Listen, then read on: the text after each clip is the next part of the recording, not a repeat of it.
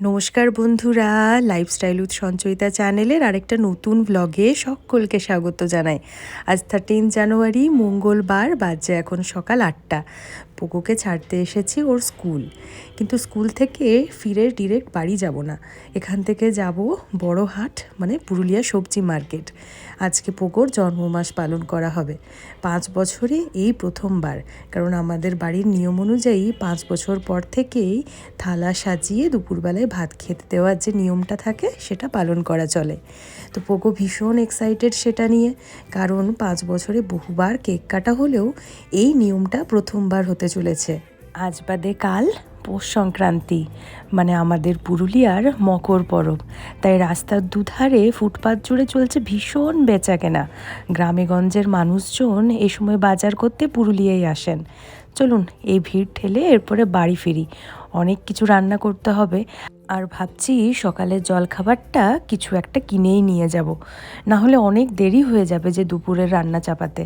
দেখি কি পাওয়া যায়। স্কুলে পৌঁছে আসবার সময় বাজার করে চলে এসেছি।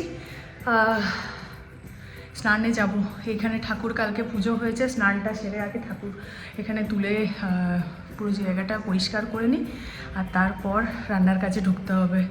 মোটামুটি আমাদের বাঙালিদের যা মেনু থাকে সেরকমই রান্না হবে। 5 ধরনের ভাজা, সবজি, ডাল, পায়েস, মাছের একটা গ্রেভি হচ্ছে, একটা গোটা মাছ হচ্ছে, আর অনির্বাণের সাথে সংযোজন হচ্ছে মাটন। অ্যাকচুয়ালি কালকেও চলে যাবে। আর ব্যাঙ্গালোরের মাটন, মানে আর যাই বলো, খুব খোঁজাখুঁজি করলে হয়তো সেরকম কোয়ালিটি পাওয়া যায়, মানে আমাদের এদিকের মতো। তাই আজকে লাস্ট দিন এখানে পুরুলিয়ায়, সে কারণে ওইটাও আজকে হচ্ছে। তো অনেক কিছু আছে রান্নাবান্না, যদিও বা রান্না দিদিকে আসতে বলেছি একটু হেল্প করার জন্য, মানে কাটাকাটি বাটাবাটিগুলো যদি একটু হয়ে যায় তাহলে অ্যাটলিস্ট মানে চটপট রান্নাগুলো চুকে যাবে। আর ও স্কুল থেকে অনির্বাণ যখন আনতে যাবে একবারে ঐশীকে ওখান থেকে নিয়ে নেবে, তারপরে এখানে এসে একবারে স্নানটান ওদের দুজনেরই চুকানো হবে। চলো বেশি আজকে গল্প করব না, কাজে প্রচুর রয়েছে, কাজে লেগে পড়বো। গান সেরে আবার চলে এসেছি, আর একটা কাজ হয়েছে তার মধ্যে। অনির্বাণ বললো যে না ঠাকুরটা তুলে দেবে, তাহলে আর আমি ওদিকে গেলাম না, ধূপ দেখিয়ে নিচে চলে এসেছি। আজকে আমাদের বাড়িতে কাজের মাসি আসছে না, মকর হিসেবে ছুটি নিয়ে নিয়েছে, ওটার একটা চাপ আছে, যদিও বা রান্না দিদি এসেছে।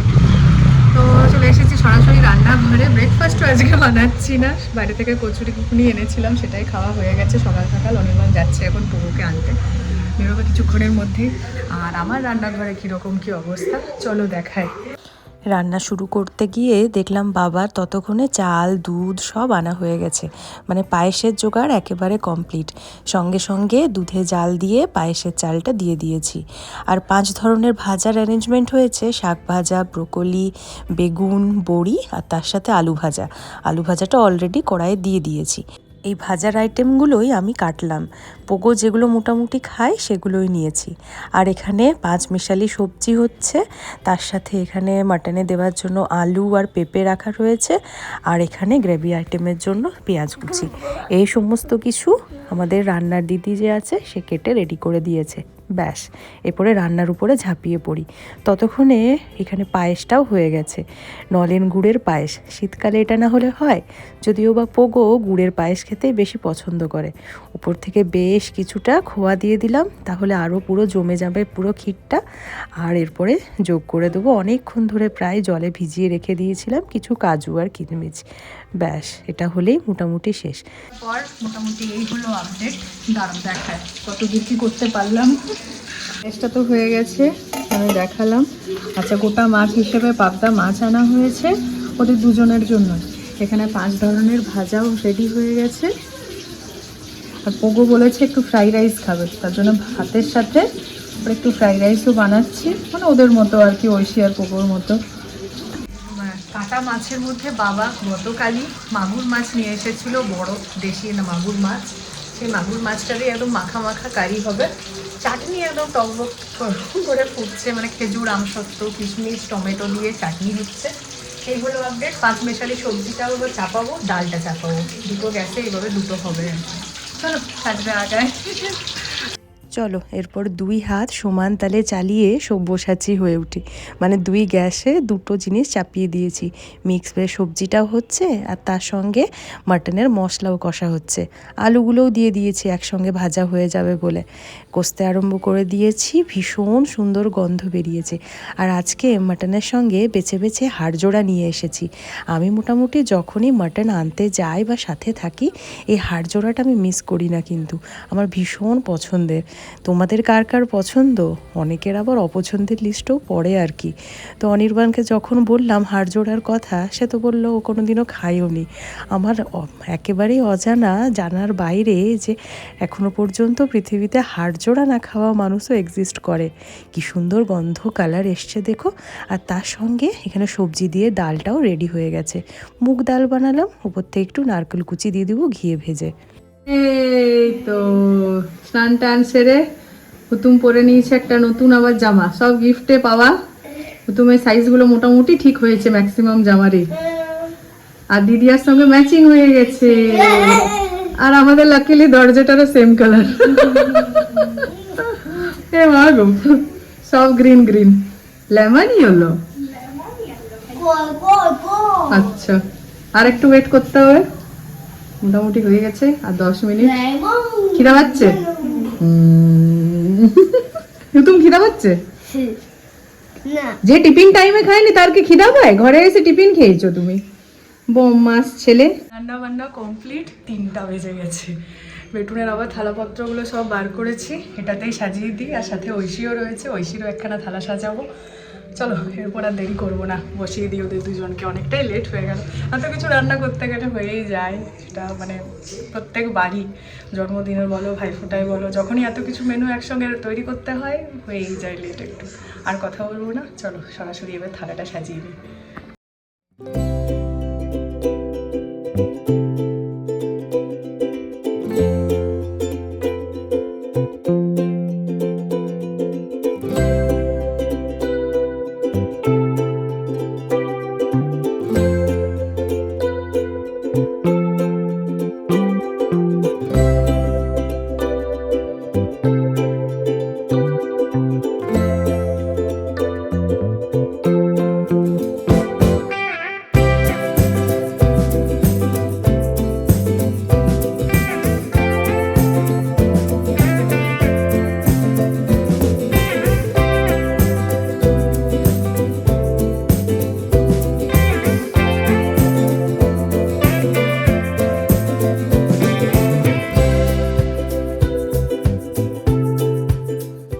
পা নিচু করো।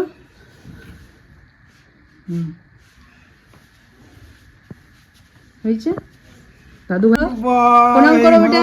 গুড বয় হও, গুড বয় হও। চলো বাবাকে প্রণাম করবে, চলো প্রণাম করো। আর বাঁচটাই সব। দিদিয়াও বড় বেটা। হ্যাঁ, মাকে করো। না বাবা, কিছু না বাবা। দিদিয়াকে করো, দিদিয়াকে প্রণাম করো। দিদি অনেক বড়।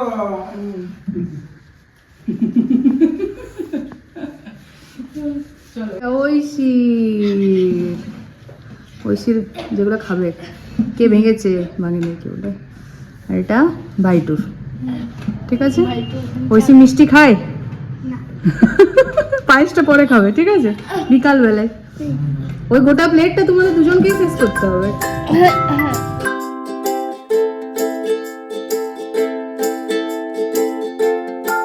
একটু করে প্রথমে ভাতটা খেতে হবে, বুঝলে? ভাতটাকে ভাঙলে একটু বড়ি,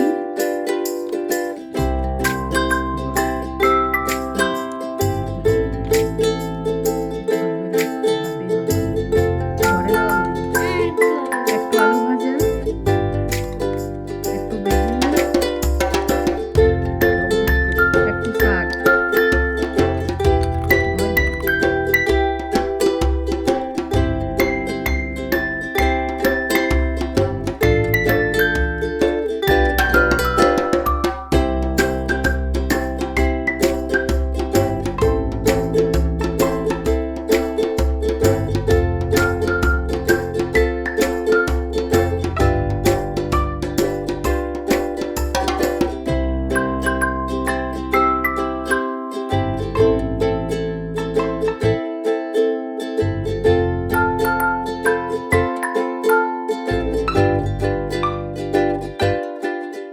ঘড়ির কাঁটায় প্রায় বাজছে 5টা। এতক্ষণে আমার সমস্ত কাজকর্ম চুকলো। অন্যবারে কি হয়, রান্না বান্না খাওয়া দাওয়া করলো, চলো ব্যাস, আর কিছু থাকে না। কিন্তু আমাদের বললাম না, কাজের মাসি ছুটিতে আছে, আর এত কিছু রান্না হলে বাসনপত্র ধরো হয়েই যায়। মোটামুটি রান্না করতে আমার যে সারাদিন অতটা কিছুই লাগেনি, যেটা আমার লাস্ট আধ ঘন্টা 45 মিনিট ধরে আমি সমস্ত কিছু ছোটোখাটো যেগুলো ছিল সেগুলো ক্লিন করলাম। বড় যা কিছু ছিল সেগুলো রেখে দিয়েছি, ওগুলো আমার 7 দিন হয় আর কি। যাই হোক, চলো, এখনও পর্যন্ত এই সমস্ত চুকলো। মোটামুটি নেক্সট ইয়ার থেকে, মানে এই বছর থেকে আরেকটা নতুন ওকেশন অ্যাড হলো আর কি আমাদের লাইফে। এতদিন অবধি বউর জন্মদিন হিসেবে সে তো কেক কাটাই হতো, বাইরে কোথাও যে একটা হয়তো ডিনার করে আসতাম। এই বছর থেকে এই নতুন জিনিসটা অ্যাড হলো, জন্মমাস পালন করা। যাই হোক, চলো, মানুষের জীবনের ছোটো ছোটো ওকেশনগুলো নিয়েই তো মানে সুন্দরভাবে কাটানো যায়, তাই না? এখন আমরা আর কি অবসর খুঁজে বলি কি একটা হবে, আর দিনটা একটু সাধারণের থেকে অন্যরকমভাবে কাটাবো। খুব ভালোভাবে কাটলো। মোটামুটি অনেক কিছু রান্না করা হলেও পোগো খেয়েছে ফ্রাইড রাইস আর ভাজাগুলো, মোটামুটি পায়েস, আর কিছুই না। হ্যাঁ, পাবদা মাছটা খেয়েছে, ব্যাস। মাটন তো ওকে দিইনি আজকে, মাংস টাংস কিছু দিলাম না। তো এই হলো ব্যাপার। চলো কিছুক্ষণ রেস্ট নিই, তারপরে দিদির বাড়িতে যাওয়া আছে। তারপরে আজকে পিঠে বানানো রয়েছে। তো আমরা যেহেতু আমাদের বাড়িতে পিঠে হয় না, পিঠে বানানোর দিনেই আমার শাশুড়ি মা মারা গিয়েছিলেন 2 বছর আগে, সে কারণে পিঠে বানানোটা আজকের দিনে তুলে দেওয়া হয়েছে। নেক্সট 1-2 দিন পরে, মানে মকরের পর যে কোনো দিনই পিঠা বানানো যায়, তখন যদি হয়তো বানানো হবে। কিন্তু বাবাও একা থাকে, কোনো রকমভাবে সেটা আর ঝামেলা বানানোর দরকার নেই। মায়ের কাছে তো ওখানে বানানো হবে, বাবার জন্য এনে দেবো, ওটাই আর কি। রাত্রি এখন 8টা, আমরা এসে গেছি দিদির বাড়িতে। আর বাড়ির থেকে সেট আপ নিয়ে চলে এসেছি আবার। মানে আবার বেলুন ফোলাতে হবে, আবার নতুন করে এই সমস্ত কিছু লাগাতে হবে। তার থেকে পুরো ব্যাপারটাই সেট হয়ে গেছে। আর ওইখানে তো সমস্ত কিছু চুকে গেছে, লাস্ট এটা ফিনিশিং এখানে, আর না। তো যাই হোক, এখানে এই দেওয়ালের উপরে লাগিয়ে দিচ্ছি জানলাটাতে। ঝটফট কেকটা কাটা হবে। যদিও বা এবারের কেকটা বেশি স্পেশাল, কারণ এটা হাতে বানানো। দিদি বরাবরই সবার জন্মদিনে মোটামুটি একটা করে কেক বানায় হাতে, তো ওই জন্যে সেটাই কাটা হবে এখন। চলে এসেছে দিদির কেক। দেখে কে বলবে এটা হাতে বানানো। উপর থেকে আবার খুব সুন্দর গার্নিশিংও করা হয়েছে। বিস্কুট দিয়ে বানানো কুকার কেক, আমাদের সকলের খুব পছন্দের, একরকম মাফিন মতো বলতে পারেন। দেখুন কি সুন্দর লিটল হার্ট বিস্কিট, আর তার সঙ্গে মুড়ি চকলেট দিয়ে সুন্দরভাবে ডেকোরেশন করা হয়েছে। ভীষণ পছন্দের হয়েছে আমাদের সকলের।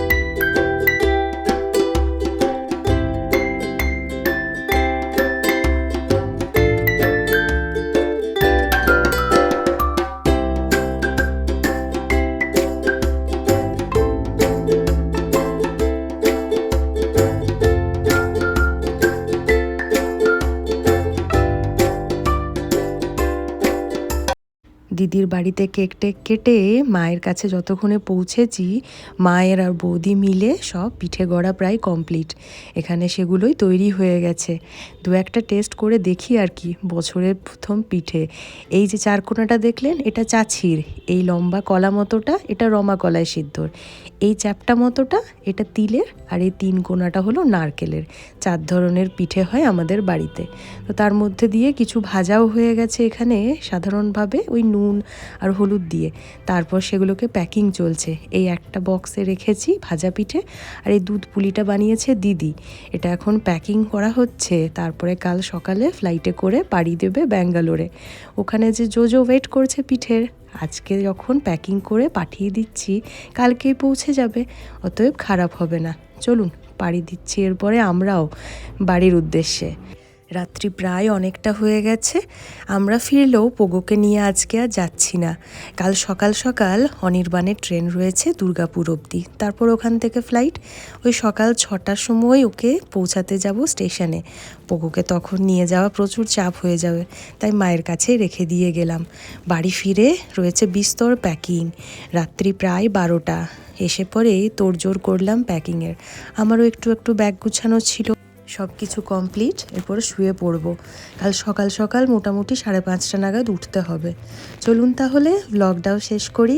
আজকের ব্লগটা ভালো লেগে থাকলে অবশ্যই একটা লাইক করে দেবেন, আর চ্যানেলে যারা নতুন দেখছেন প্লিজ সাবস্ক্রাইব করে নেবেন। থ্যাঙ্কস ফর ওয়াচিং বন্ধুরা।